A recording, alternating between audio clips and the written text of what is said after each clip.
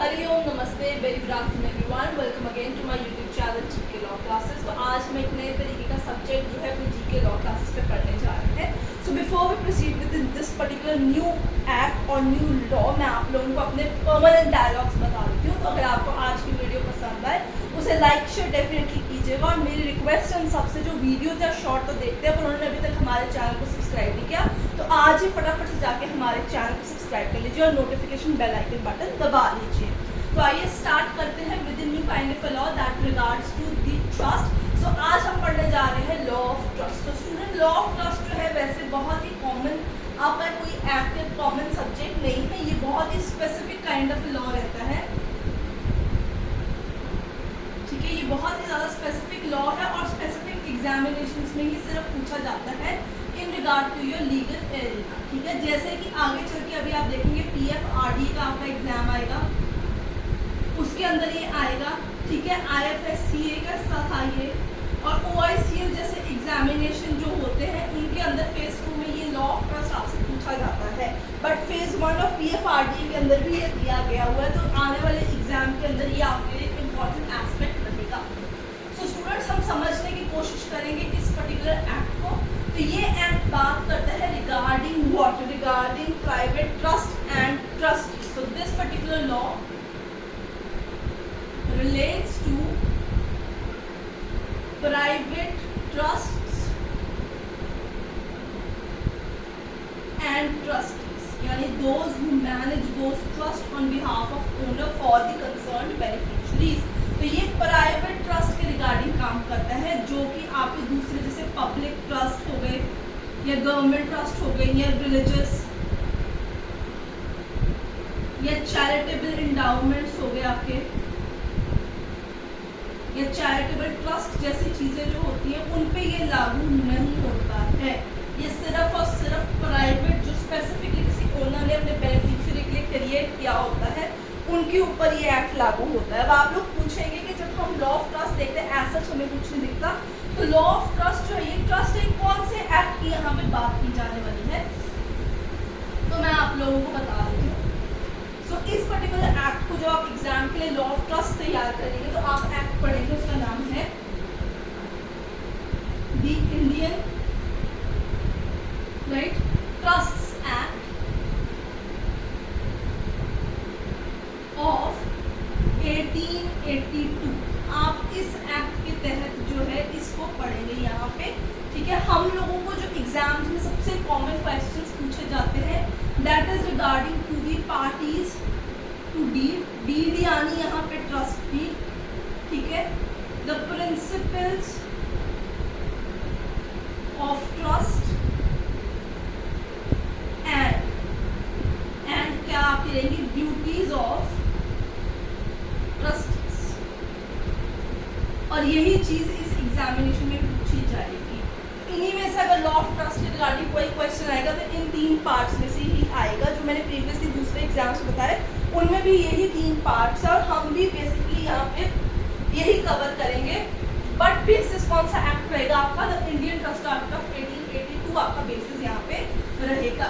So students, अगर आपको कहीं पे भी किसी भी तरीके का डाउट लगे तो आप इमीडिएटली वहाँ पे पूछ सकते हैं। We try to keep it very brief.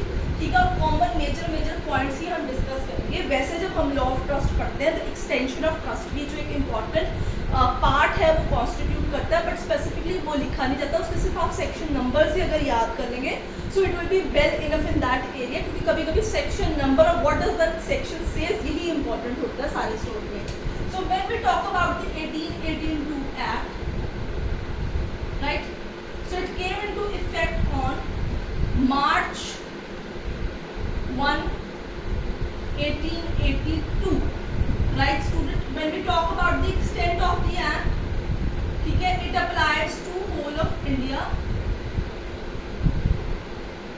except, क्योंकि ये पुराना एक्ट है, फिर आगे चलकर सरकार ने इसे आगे प्राइवेट ट्रस्ट के ऊपर एप्लीकेबल कर लिया, तो जम्मू कश्मीर एंड अंडमान निकोबार आइलैंड्स को छोड़ के पूरे भारत में लागू है।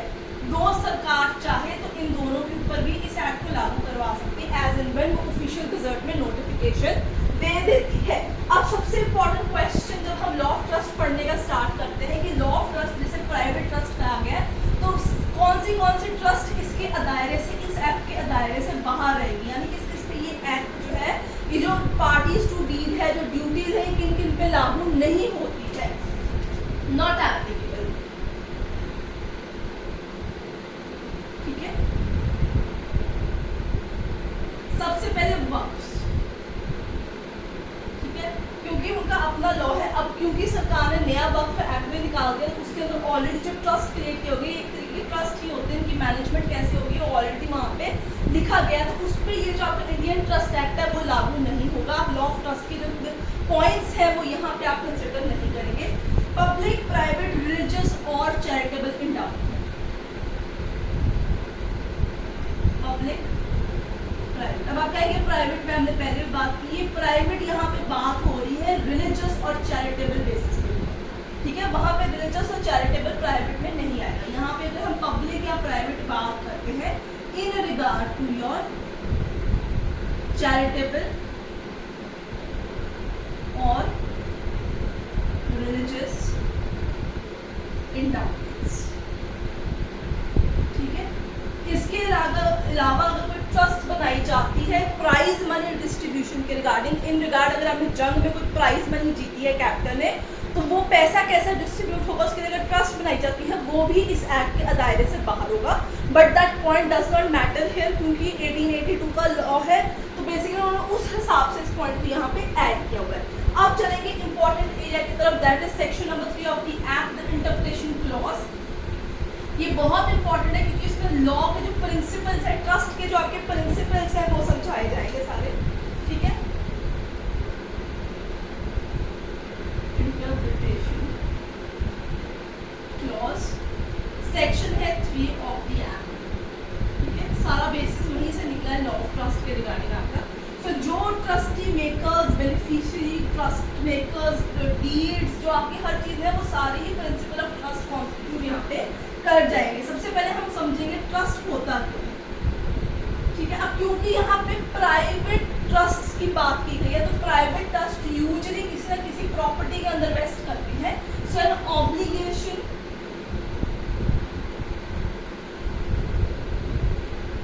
annexed to ownership of property, right? So for by the owner of that property for the benefit of another, by owner of property for benefit of another, ठीक है। उसने एक कॉन्फिडेंस रिपोज किया है, प्रॉपर्टी के ओनर ने एक confidence repose किया है किसी के ऊपर कि आप इस प्रॉपर्टी के रिगार्डिंग ये सर्टेन ड्यूटीज फुलफिल कीजिए, ताकि वो XYZ जो पर्सन है उसको एक सर्टेन बेनिफिट अवेल हो सके। हम कहते हैं it leads to the creation of what, your trust. So trust is a kind of an obligation which is annexed यानी जो लगाया जाता है in regard to the ownership of the property by the owner to the third person for providing benefits to the another person. So this is what a trust is all about. Now the person who repose confidence, यानी जो confidence से वो obligation को annex करके देता है to the trustee, ठीक है। ये सारे words important है, मैं सारे समझा रही हूँ, इसी से आगे के sections एकदम clear हो जाएंगे आप लोगों के लिए। So who repose or declare, who repose or declare confidence, यानी वो जो प्रॉपर्टी के रिगार्डिंग जो ऑब्लिगेशन जो है वो एनेक्स कौन करता है, डीड कौन बनाएगा, ट्रस्ट डीड, उसे हम कहते हैं ऑथर ऑफ द ट्रस्ट। ये बड़े इंपॉर्टेंट पॉइंट्स हैं, ठीक है। This is a very important section, you can not miss, because it eventually will lead to the establishment of what, the principles of your trust. तो आपको ये section 3 यहाँ पे याद रखना होगा when it comes to the question regarding principles of the trust, क्योंकि उसमें ट्रस्ट डीड, उसके ट्रस्ट मेकर्स, उसके जो ट्रस्टीज और बेनिफिशियरीज हैं, यही प्रिंसिपल्स हैं ट्रस्ट का, यही उसके आधार और फाउंडेशन यहाँ पे रहेंगे। So the person who repose और declare confidence to third person for providing benefit to another person in regard to the ownership of the property is known as author of the trust. यहाँ पे owner लिख लीजिए आप लोग, ठीक है। मैं जितना इजी हो सके आपको समझाऊंगी। हु एक्सेप्ट कॉन्फिडेंस,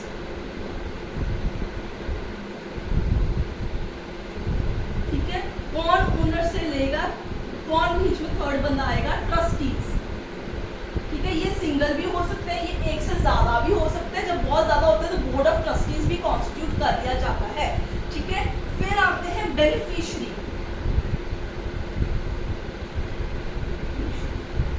बेनिफिशियरी यानी जिसके बेनिफिट के लिए ट्रस्ट को बनाया जाता है। Majority it has to be a minor child. ठीक है, एंड इनफर्म चाइल्ड, मेंटली या फिजिकली अगर इनफर्म पर्सन है, या कोई ओल्ड पर्सन है तो भी उसके लिए भी ट्रस्ट बनाया जा सकता है for his benefit in case a person dies by making a will और विदाउट अ विल। तो वो कह के भी जा सकता है कि मेरी ट्रस्ट क्रिएट कर दी जाए इस चीज़ के अंदर कि मेरे को कल को कुछ भी हो गया तो मेरे पीछे जो लोग रह जाएंगे उनके बेनिफिट के लिए ट्रस्ट की क्रिएशन कर दी जाए ताकि उनको regularly source of income from the property मिलता रहे। Now the subject matter of the trust, that is your trust property. Students, हो सकता है हम इसका 2 पार्ट्स में वीडियो बनाएं, ठीक है, बट जितने ज़्यादा कोशिश होगा तो हम इसके अंदर ही कवर कर लेंगे। राइट स्टूडेंट्स, सो हम अगली बात करेंगे trust property. Subject matter of trust, subject matter of trust is your trust property, जिसके रिगार्डिंग ऑब्लिगेशंस बनाई जाती है। Right students, right. नेक्स्ट है instrument of trust, very important again, instrument of trust. Instrument यहाँ पे माने लिखित, जो आपका कागज है, जो आपका लिखित ट्रस्ट नामा है, the trust deed is your instrument of trust, जिसके अंदर ओनर, ट्रस्टी सबके दस्तखत होंगे, रजिस्टर्ड भी होगा, कोर्ट परमिशन भी लगेगी इसके ऊपर। नेक्स्ट लास्ट थिंग जो आप सेक्शन क्लॉज इसके अंदर पढ़ेंगे सेक्शन नंबर 3 में, वो है beneficial interest.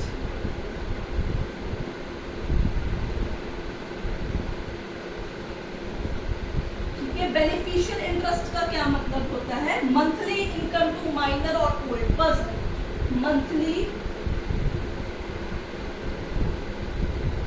Income to minor और ओल्ड पर्सन एक्सेट्रा। ठीक है students, so section number 3 interpretation clause talks about the principles of the trust which constitute a very important part of your law of trust। तो इसके अंदर जैसे trust deed, subject matter of trust, the parties to the trust, ये सारे ही important है words, मैंने आपको सारे ही इंपॉर्टेंट ऑलरेडी बता दिए हैं। इन्हें पेन डाउन कीजिए और हमसे मिलिए अगली वीडियो यानी part 2 of law of trust के अंदर, जिसमें हम duties of trustees and establishment of trust जो है वो पढ़ेंगे। तो आपको अगर आज की वीडियो पसंद आए तो उसे लाइक शेयर डेफिनेटली कीजिएगा। जिसने अभी तक चैनल को सब्सक्राइब नहीं किया, आज ही हमारे चैनल को सब्सक्राइब कर लीजिए। I will see you next.